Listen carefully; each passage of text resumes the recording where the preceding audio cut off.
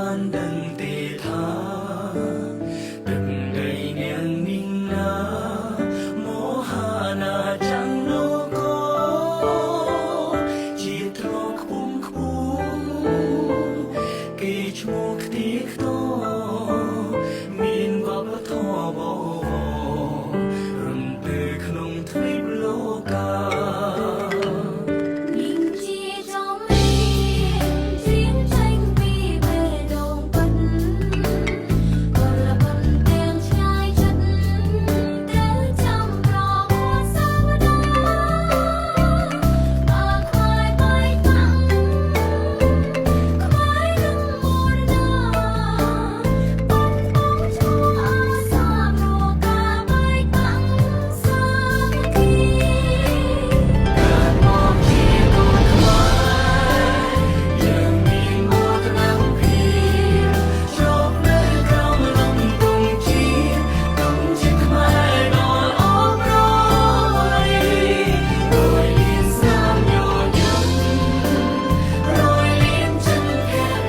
ông thu minh thiệt luôn chứ